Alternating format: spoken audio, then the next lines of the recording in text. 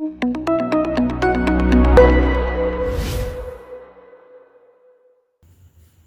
bismillahirrahmanirrahim. Assalamualaikum warahmatullahi wabarakatuh. Salam sejahtera untuk kita semua. Semoga Tuhan merahmati dimanapun teman-teman berada. Baik teman-teman, pada pertemuan kita kali ini saya akan menjelaskan terkait pertanyaan-pertanyaan yang ada di digital board ini teman-teman. Untuk pertanyaannya mulai dari yang pertama, bagaimana filsafat ilmu mengawasi dan memperkuat eksistensi keilmiahan serta nilai-nilai dalam ilmu pendidikan teman-teman. Yang kedua, bagaimana pendidikan yang bermakna dan bernilai turut memperkuat perkembangan filsafat ilmu teman-teman.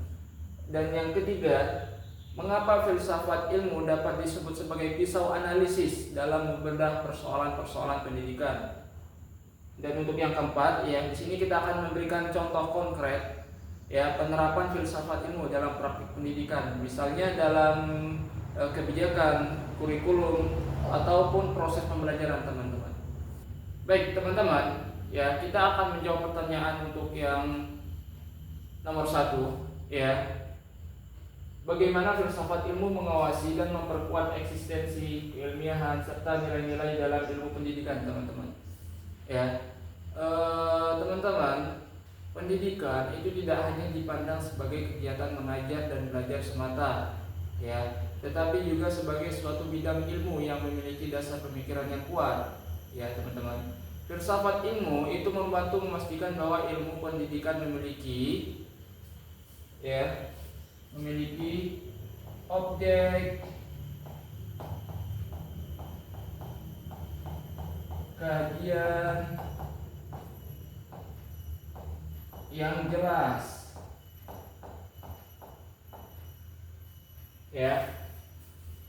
Selain objek kajian yang jelas, itu memiliki metode yang dapat dipertanggungjawabkan.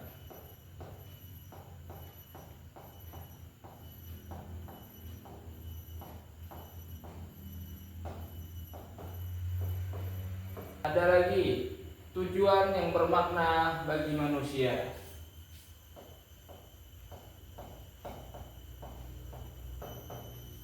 Nah, jadi teman-teman, filsafat ilmu itu membantu memastikan bahwa ilmu pendidikan memiliki objek kajian yang jelas, metode yang dapat dipertanggungjawabkan, serta memiliki tujuan yang bermakna bagi manusia. Dengan adanya filsafat ilmu, teman-teman, pendidikan itu tidak berkembang secara asal atau hanya mengikuti kebiasaan kita, enggak, melainkan berdasarkan pemikiran yang rasional, sistematis, dan ilmiah, teman-teman. Selain itu, filsafat ilmu juga menjaga agar pendidikan tetap mengandung nilai-nilai moral, etika, serta kemanusiaan, teman-teman. Nah, teman-teman, kita lanjut untuk pertanyaan yang kedua, bagaimana pendidikan yang bermakna dan bernilai turut memperkuat filsafat ilmu, teman-teman. Pendidikan yang bermakna dan bernilai itu juga turut memperkuat perkembangan filsafat ilmu, teman-teman. Pendidikan yang bermakna adalah pendidikan yang tidak hanya menekankan pada hasil akademik, yang tidak menekankan pada hasil akademik, ingat teman-teman, tetapi juga membentuk karakter, kemampuan berpikir kritis, serta kesadaran peserta didik terhadap kehidupan sosial. Ketika pendidikan mampu menghasilkan individu yang reflektif dan memiliki pemikiran dalam, maka akan muncul pertanyaan baru, ide baru, serta cara pandang baru terhadap ilmu pengetahuan, teman-teman. Hal ini menunjukkan bahwa pendidikan tidak hanya menerima hasil pemikiran filsafat, tetapi juga menjadi ruang yang mendorong berkembangnya filsafat ilmu itu sendiri, teman-teman. Baik, kita lanjut yang ketiga, mengapa filsafat ilmu disebut sebagai pisau analisis dalam membedah persoalan pendidikan? Filsafat ilmu itu disebut sebagai pisau analisis dalam membedah persoalan pendidikan itu melalui 3 aspek utama, teman-teman. Yang mana 3 aspek utama ini sudah pernah kita bahas di pertemuan kita sebelumnya, yaitu ada ontologi, ada epistemologi,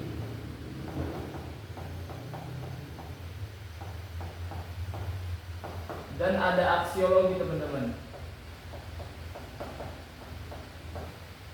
Nah, ya, dalam ilmu pendidikan teman-teman, ya, dalam ilmu pendidikan ontologi itu membantu menjawab pertanyaan seperti apa sebenarnya hakikat peserta didik dan tujuan pendidikan itu sendiri, teman-teman. Nah, selanjutnya ada epistemologi, teman-teman. Ya, ada epistemologi, yaitu berkaitan dengan bagaimana cara memperoleh pengetahuan yang benar. Ya, dalam pendidikan, teman-teman, epistemologi, ya, aspek ini membantu menekankan atau menentukan metode pembelajaran, ya, strategi mengajar dan pendekatan yang tepat agar ilmu dapat dipahami dengan baik, teman-teman. Ya, dan yang terakhir itu ada aksiologi, teman-teman. Ya, ada aksiologi. Ya, aksiologi itu berkaitan dengan nilai dan manfaat ilmu tersebut.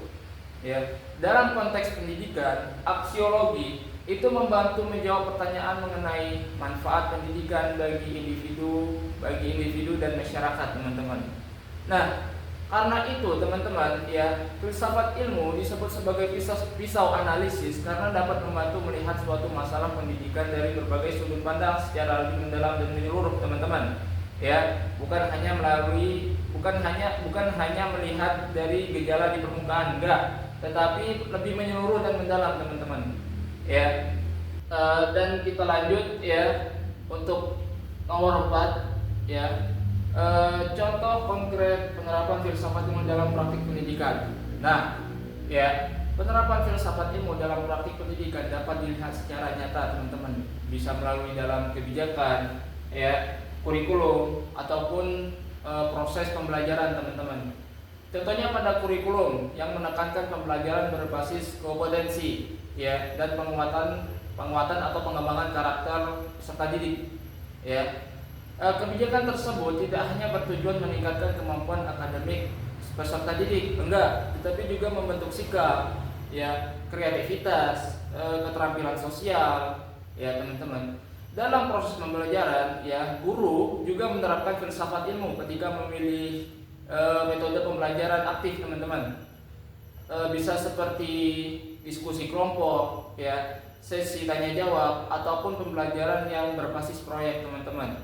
Ya, misalkan saya, teman-teman, sebagai guru, ya, itu tidak menjadi satu-satunya sumber informasi atau yang jadi pemberi informasi, enggak, ya, tetapi juga berperan sebagai fasilitator, ya, yang membantu peserta didik membangun pengetahuannya sendiri, teman-teman.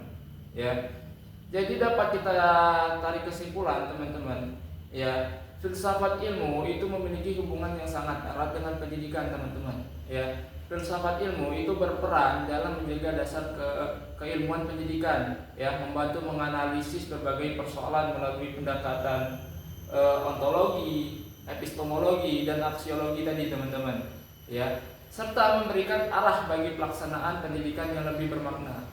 Nah, oleh karena itu, teman-teman, ya, pendidikan dan filsafat ilmu itu saling mendukung satu sama lain dalam membentuk manusia yang berpengetahuan, berkarakter, dan mampu menghadapi tantangan zaman, teman-teman. Ya, mungkin sekian dari saya.